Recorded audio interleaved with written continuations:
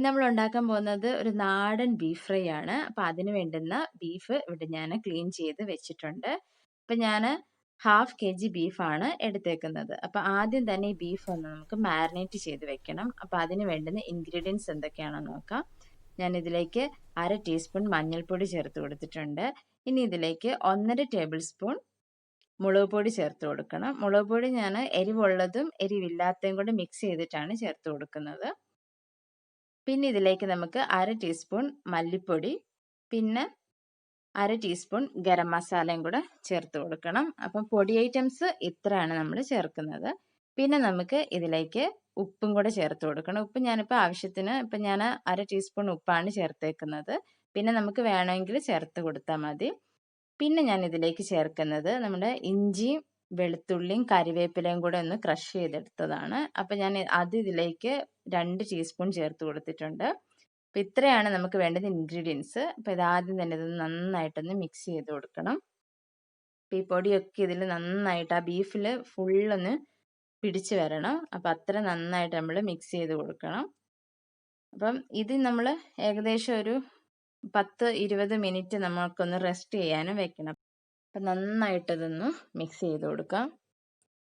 അപ്പം ഏകദേശം ഇതെല്ലാം നന്നായിട്ട് മിക്സ് ചെയ്ത് കൊടുത്തിട്ടുണ്ട്. ഇനി നമുക്ക് 20 മിനിറ്റ്സ് ഒന്ന് റെസ്റ്റ് ചെയ്യാൻ വെക്കാം.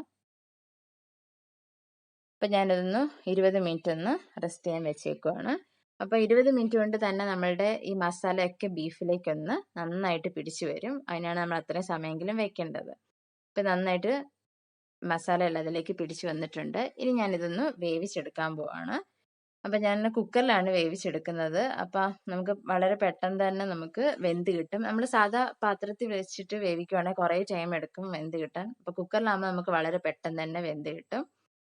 അപ്പം ഞാൻ ഇതിലേക്ക് കുറച്ച് വെള്ളം കൂടെ ചേർത്ത് കൊടുക്കുന്നുണ്ട്. അപ്പം നമ്മൾ ആ മാരിനേറ്റ് ചെയ്ത് വെച്ചിരിക്കുന്ന ആ പാത്രത്തിൽ തന്നെ കുറച്ച് വെള്ളം എടുത്തിട്ടാണ് ഒഴിച്ചു കൊടുത്തത്. അപ്പോൾ നമ്മുടെ ബീഫിന് മേളിൽ നിൽക്കുന്ന രീതിയിൽ തന്നെ, അതെനിക്ക് ലെവലിൽ നിൽക്കുന്ന രീതിയിൽ തന്നെയാണ് വെള്ളം ഒഴിച്ചു കൊടുത്തത്. പിന്നെ കുറച്ച് ഉപ്പ് കൂടെ ചേർത്തിട്ടുണ്ട്. കാരണം വെള്ളം ഒഴിക്കുമ്പോഴത്തേക്കിന് കുറച്ച് ഉപ്പിൻ്റെ അളവ് കുറഞ്ഞായിരുന്നു. അതുകൊണ്ടാണ് കുറച്ചുകൂടെ ഉപ്പ് ചേർത്ത് കൊടുത്തത്. അത് നമ്മൾ നോക്കിയിട്ട് കൊടുത്താൽ മതി. ഇനി നന്നായിട്ട് ഇതൊന്ന് വേവിച്ചെടുക്കാം. ഒരു 5-6 വിസിലെങ്കിലും വേണം. അപ്പം നന്നായിട്ടൊന്ന് വേവിച്ചെടുക്കാം. ഇപ്പം ബീഫെല്ലാം നന്നായിട്ട് വേവിച്ചെടുത്തിട്ടുണ്ട്. ഇനി നമുക്ക് നേരെ ഫ്രൈ ചെയ്യാൻ തുടങ്ങാം. അപ്പം ഞാനൊരു പാനിലേക്ക് ഞാൻ കോക്കനട്ട് ഓയിലാണ് ഒഴിച്ചു കൊടുത്തത്. അപ്പോൾ കോക്കനട്ട് ഓയിലായിരിക്കും കുറച്ചുകൂടെ നല്ലത്. അപ്പം ഇതിലേക്ക് ഞാൻ ഇപ്പം തേങ്ങാക്കൊത്തൂടെ ചേർത്ത് കൊടുത്തിട്ടുണ്ട്. അപ്പം തേങ്ങാക്കൊത്ത് നമ്മൾ ബീഫ് ഫ്രൈ ഉണ്ടാക്കുമ്പോൾ തേങ്ങാക്കൊത്ത് ചേർക്കുന്നത് നല്ലതാണ്. നല്ലൊരു ടേസ്റ്റും കിട്ടും. അപ്പോൾ അതൊത്തിരി അങ്ങ് ഫ്രൈ ചെയ്തെടുക്കണ്ട. നമ്മൾ ഇടുന്നതിൻ്റെ ആ ഒരു പച്ച ഇത് മാറിയിട്ട് കുറച്ചൊന്ന് ക്രിസ്പി ആവണം. അപ്പം ആ ഒരു പരുവാകുമ്പോഴത്തേക്കിന് നമുക്ക് ഇതിലേക്ക് ബീഫ് ഇട്ട് കൊടുക്കാം. അപ്പം ബീഫ് കുറച്ച് അരപ്പൂടെ ചേർന്നാണ് നമ്മൾ ഇട്ട് കൊടുത്തത്. അപ്പം നമ്മൾ വേവിച്ച് വെച്ചിരിക്കുന്ന ബീഫ് ഉണ്ടല്ലോ, അപ്പം അതിനകത്തിൽ ആ മസാല ഒക്കെ ഇറങ്ങി വന്നതിൻ്റെ ആ വെള്ളമാണ്. നമ്മൾ ഓൾറെഡി വെള്ളം കൂടെ ചേർത്തിട്ടുണ്ട്. അപ്പം അതൊന്ന് കുറച്ച് വറ്റിയായിരുന്നു. പിന്നെ കുറച്ചും കൂടെ വെള്ളമുണ്ട്. അപ്പം ആ മസാല എല്ലാം കൂടെ മിക്സ് ആയതിൻ്റെ ഒരു അരപ്പാണ്. അപ്പം അതുകൂടെ ചേർത്ത് കൊടുത്തിട്ടുണ്ട്. അപ്പം അത് നന്നായിട്ട് ഇതൊന്ന് ഗ്രേവി ആയിട്ടൊന്ന് കുറുകി വരുമ്പോഴത്തേക്കിന് ഈ ബീഫിലേക്ക് അത് നന്നായിട്ട് പിടിച്ചു വന്നോളൂ. അപ്പം കുറച്ചുകൂടെ നല്ല ടേസ്റ്റാണ്. അപ്പം ഇപ്പം ഏകദേശം വെള്ളമയമൊക്കെ ഒന്ന് വറ്റി വന്നിട്ടുണ്ട്. കുറച്ചൊന്ന് വറ്റി വന്നിട്ടുണ്ട്. അപ്പം നന്നായിട്ട് ഇതൊന്ന് ഇളക്കി കൊടുത്തോണ്ടിരിക്കണം. അപ്പം അടിയിലൊന്നും ഇത് പിടിച്ചു പോകല്ല. അപ്പം അതുകൊണ്ടാണ് നമ്മൾ ഇടയ്ക്കിടയ്ക്ക് ഇതിങ്ങനെ ഇളക്കി കൊടുത്തോണ്ടിരിക്കുന്നത്. നമ്മൾ ഈ ബീഫ് ഫ്രൈ എപ്പോഴും ചെയ്താലും കോക്കനട്ട് ഓയിൽ തന്നെ യൂസ് ചെയ്യാൻ നോക്കണം.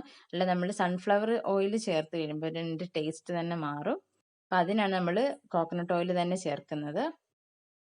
അപ്പം ഇതിലേക്ക് ആ വെള്ളമയമൊക്കെ കുറച്ച് വെള്ളത്തിൻ്റെ ഇത് കണ്ടൻ്റൊക്കെ കുറച്ചൊന്ന് കുറഞ്ഞു വന്നിട്ടുണ്ട്. ഇപ്പം എണ്ണയൊക്കെ നന്നായിട്ട് തെളിഞ്ഞു വന്ന് നമ്മളുടെ ബീഫിൻ്റെ ഒരു കളറും കൂടെ ഒന്ന് ചേഞ്ച് ആയിട്ടുണ്ട്. നമ്മൾ ഇട്ടതിനെക്കാട്ടിൽ കുറച്ചുകൂടെ ഒന്ന് കളർ ചേഞ്ച് ആയി വന്നിട്ടുണ്ട്.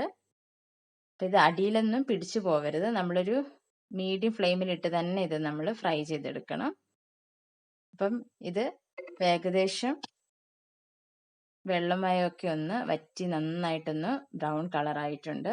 ഇനി ഇതിലേക്ക് നമുക്ക് കറിവേപ്പിലയും കൂടി ചേർത്ത് കൊടുക്കാം ഈ ടൈമിൽ. അപ്പോൾ കറിവേപ്പില ഈ സമയത്ത് ചേർക്കുമ്പം ആ കറിവേപ്പിലയുടെ ആ പച്ചമണമൊക്കെ ആ ബീഫുമായിട്ടൊന്ന് വരുമ്പോൾ നല്ലൊരു ടേസ്റ്റാണ്. കാരണം ആദ്യം ഇട്ട് കഴിയുമ്പോൾ നമ്മൾ കറിവേപ്പില അങ്ങ് കരിഞ്ഞു പോകും. അതുകൊണ്ടാണ് നമ്മൾ ഈ ഒന്ന് അത്യാവശ്യം ഒന്ന് ഫ്രൈ ആയി വരുമ്പോഴത്തേക്കിന് കറിവേപ്പില ചേർക്കുന്നത്. ഇനി ഞാൻ ഇതിലേക്ക് ചേർത്ത് കൊടുക്കുക. നമ്മൾ ആദ്യം തന്നെ മാരിനേറ്റ് ചെയ്യുന്ന ടൈമിൽ നമ്മൾ വെളുത്തുള്ളിയും ഇഞ്ചിയും കറിവേപ്പിലയും കൂടെ ക്രഷ് ചെയ്തിട്ടുണ്ടായിരുന്നു. അപ്പൊ അതൊന്ന് കുറച്ചുകൂടെ ഒന്ന് ഇട്ട് കൊടുത്തിട്ടുണ്ട് ഈ സമയത്ത്.